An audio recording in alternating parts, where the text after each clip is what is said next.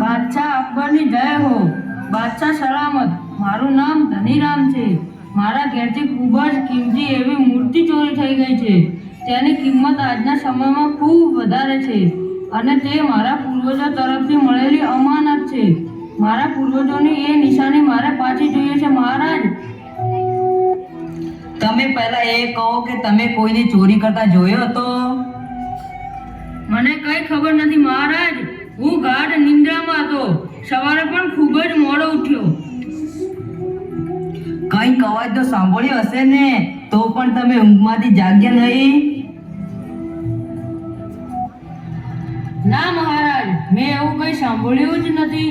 પથારી પર ઊંઘ્યા પછી જ્યારે હું જાગ્યો ત્યારે તો સીધી સવાર પડી ગઈ હતી. રોજ કરતાં આજે હું મોડો ઉઠ્યો, પણ આવું કેમ બન્યું તેની ખબર જ નથી પડતી. સેનાપતિને બોલાવો. સેનાપતિ હાજીર હો. બાદશાહ સલામત કી જય હો. ધનીરામના ઘેર ચોરી થઈ છે. જેને પણ ચોરી કરી છે તેને જલ્દીથી પકડી લાવો અને મારી સમક્ષ હાજર કરો. જેવો હુકમ બાદશાહ સલામત.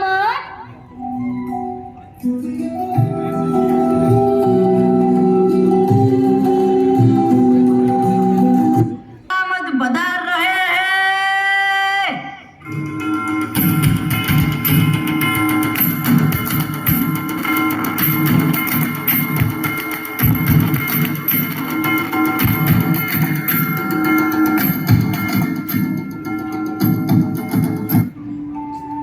બાદશાહ સલામતને ગંગુના પ્રણામ.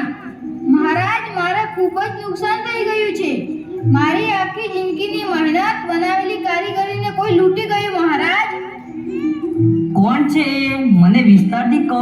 હું તમારું નુકસાન થવા નહીં દઉં. કોણે ચોરી કરી છે અને શું ચોર્યું છે? મહારાજ, ચિનાઈ માટીમાંથી બનાવેલો પ્રાચીન કળશ. તે ખૂબ જ અદ્ભુત હતો. તે જાદુઈ કળશ હતો મહારાજ. તેનાથી હજારો લોકોને પીવાનું પાણી આપી શકાતું હતું. આખી દુનિયામાં આવો કળશ માત્ર 2 જણ બનાવી શકતા હતા. એક મારા ગુરુજી અને બીજા ચીનના મહાન ચીન સોંગટી. બંને જણ અત્યારે હવે આ દુનિયામાં નથી. એ કળશના બીજા ઘણા જાદુઈ ફાયદા હતા મહારાજ. આ તો ખૂબ જ અદ્ભુત કળશ લાગે છે. શું તે કોઈને તારા ઘરમાં ચોરી કરતા જોયો છે કે પછી કોઈના પર શંકા છે? ના મહારાજ, ના, મેં કોઈને જોયો પણ નથી કે કોઈના પર શંકા પણ નથી. સેનાપતિને બોલાવવામાં આવે. સેનાપતિ હાજીર હો.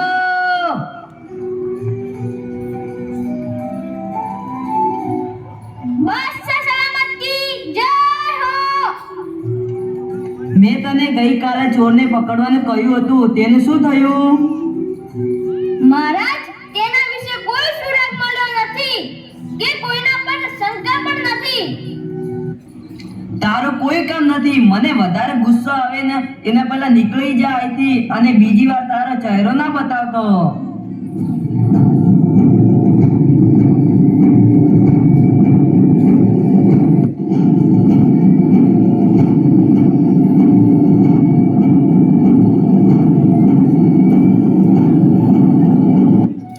બિરબલ, તમે જ આનો કંઈક ઉકેલ લાવો.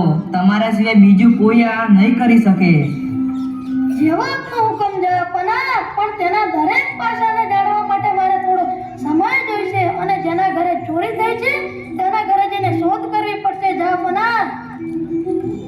તમારે જેટલો સમય જોઈતો હોય એટલો લઈ લો. બિરબલ, પણ તમે ચોરને મારી સામે હાજર કરો. જેવી આપની આજ્ઞા બાદશાહ સલામત.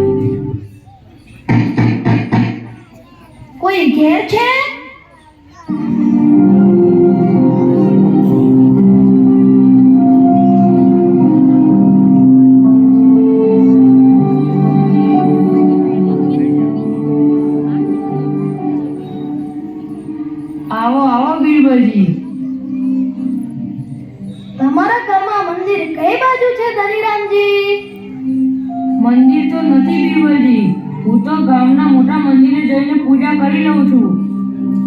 તો શું તમે ગઈકાલે ઘરમાં કોઈ અગરબત્તી સળગાવી હતી? ના બીરબલજી, તો પછી તમારા ઘરમાં અગરબત્તી ક્યાંથી આવી? મને કાંઈ ખબર નથી. સારું, રજા લઉં.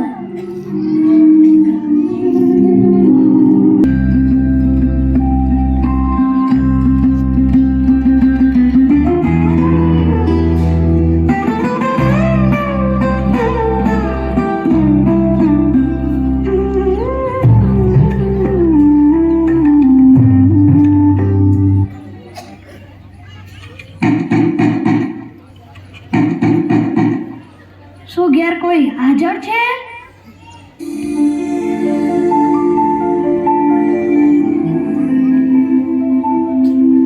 આવો આવો વીરભાઈજી. હું તમને થોડા પ્રશ્નો પૂછીશ. શું તમે તમારા ઘરમાં રાત્રે સૂતા પહેલા કોઈ અગરબત્તી સળગાવો છો કે પછી કોઈ પૂજા કરો છો? એવું કાંઈ નથી વીરભાઈજી, અને મારા ઘરમાં તો અગરબત્તી જ નથી. સમજી ગયો. રજા લઉં ગંગુરામજી. કાલે દરબારમાં આવજો, થોડા પ્રશ્નો પૂછવા છે. જેવો આપનો હુકમ બીરબલજી.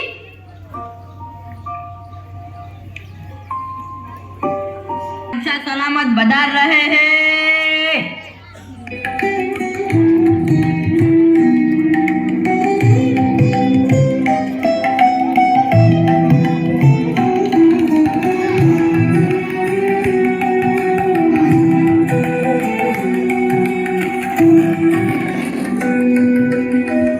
કાર્યવાહી શરૂ કરવામાં આવે. થોડા દિવસ પહેલાનો યાદ કરીને બતાવો, તમારા ઘરે કોણ કોણ આવ્યું હતું અને તમે કોને કોને મળવા ગયા હતા? હું તો ક્યાંય જતો નથી મહારાજ. મને તો ખેતી કામમાંથી સમય જ નથી મળતો. ક્યારે પણ કોઈ આવ્યું નથી. થોડા દિવસ પહેલા પેટમાં દુખાવો થયો હતો, તેથી હકીમ સાહેબને મળ્યો હતો. પછી તેમણે મને દવા મોકલાવી. એનાથી હું એકદમ સ્વસ્થ થઈ ગયો. તમારા ઘરે કોઈ આવ્યું હતું કે પછી તમે ક્યાં બહાર ગયા હતા? મારી પાસે તો આખો દિવસ કોઈને કોઈ મળવા આવે છે. દૂર દૂરથી વેપારીઓ મારી પાસે વાસણ ખરીદવા આવે છે, પણ આવી ચોરી કરે એવું કોઈ નથી આવ્યું. તો પછી એવું કોઈ તમારા ગામ કે ગામની બહાર ખરું કે જેને તમારા ગામની ઈર્ષા આવતી હોય? નહીં વીરભાઈજી, એવું કોઈ નથી. તો પછી તમે બંને મને એવા વ્યક્તિઓની યાદી બનાવી આપો કે જે તમને ચોરી પહેલા મળ્યા હોય. સારું બીરબલજી.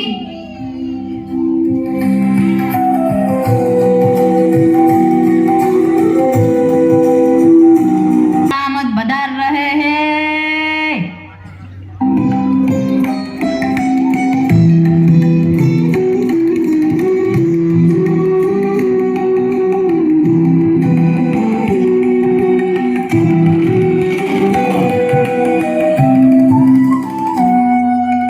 આ સાનો સંદેશ છે બીરબલ?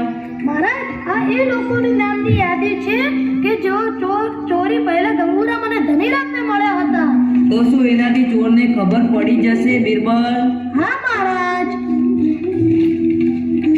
કઈ ખબર પડી બીરબલ કોણ ચોર છે? માફ કરજો મહારાજ, પણ ચોરને પકડવો હોય તો આપણે થોડો અભિનય કરવો પડશે. ચોર આજે જ પકડાઈ જશે. શેનો અભિનય? અને મારા અભિનયથી ચોર કેવી રીતે પકડાઈ જશે બીરબલ? માફ કરજો મહારાજ, સમય આવશે એટલે ચોર પકડાઈ જશે. પણ હાલ તમે જલ્દીથી એક સૈનિકને હકીમજીને બોલાવવા મોકલો.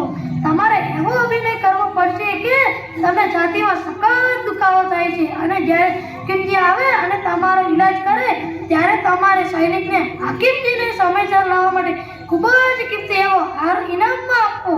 પણ તે હાર નકલી હોવો જોઈએ. પણ તમારે જાહેરમાં એવું કહેવાનું કે આ હાર ખૂબ જ કિંમતી છે.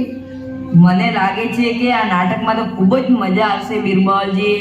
સારું તૈયાર, હું તૈયાર છું.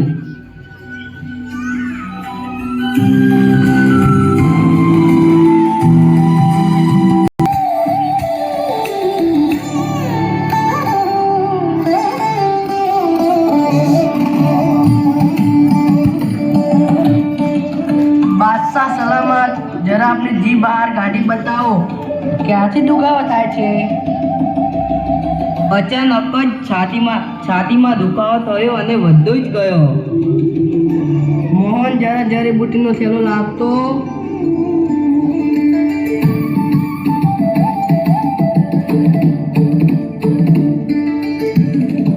આ દવા પી લો મહારાજ, તમને એકદમ ઠીક થઈ જશે.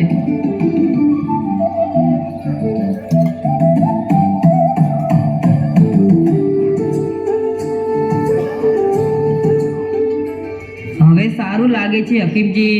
આપનો ખૂબ ખૂબ આભાર. લો હકીમજી, તમારી દવા આગળ આની કોઈ કિંમત નથી. હકીમજી, મારા તરફથી તમને આ નાની ભેટ છે. અને તું સિપાહી હકીમજીને સમયસર લાવીને મારી ઉંમર વધારી છે. હું તારાથી ખૂબ જ ખુશ છું. આ લે, આ કોઈ સામાન્ય હાર નથી. આ મુઘલ સામ્રાજ્યનો ખૂબ જ કિંમતી હાર છે. આ હાર મુઘલ સામ્રાજ્યની નિશાની છે. આ હાર બતાવીને તમે હિન્દુસ્તાનના કોઈ પણ બાદશાહનો મહેમાન બની શકો છો. આપણનો ખૂબ ખૂબ આભાર જહાંપનાહ. આ હારને હું જીભથી પણ વધારે સાચવીને રાખીશ. હવે તું પણ તારા ઘરે જઈને આરામ કર.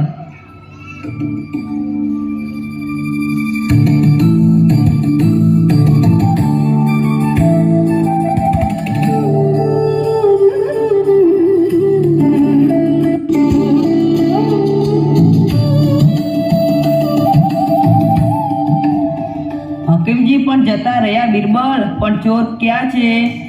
ચોર આજે રાત્રે મળી જશે મહારાજ. બસ તમે તૈયાર રહેજો. થોડા સૈનિકોને પણ પોતાના મોઢા પર કપડું બાંધીને લઈ લેવો કહે, જેનાથી કોઈ સુગંધ શ્વાસમાં ન જાય. નહીં તો બધી મહેનત પાણીમાં જશે. મને તો કંઈક ખબર પડતી નથી બિરબલ. ધીરજ રાખો મહારાજ, બધી જ ખબર પડી જશે.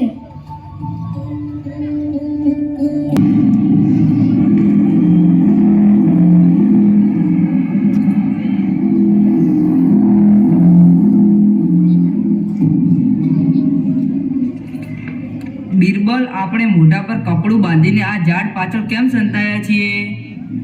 સામે જુઓ બાદશાહ સલામત. આ એ જ સિપાહીનું ગઢ છે જેને તમે સવારે હાર આપ્યો હતો. તો ચોર અહીં આવવાનો છે એમને સમજી ગયો. પણ મોઢા પર કપડું શા માટે એ ખબર ના પડી. આ કપડું જ આપણને અને હુમલાથી બચાવશે મહારાજ. તમે જુઓ તો ખરા.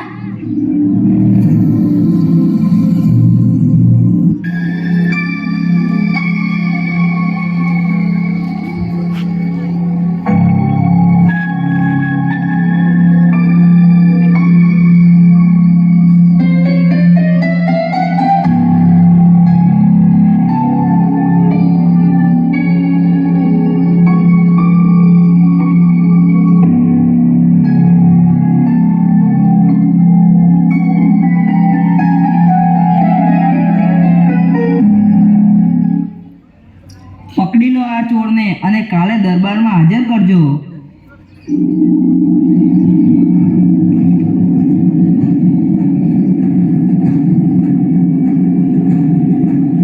સલામત બજાર રહે હે.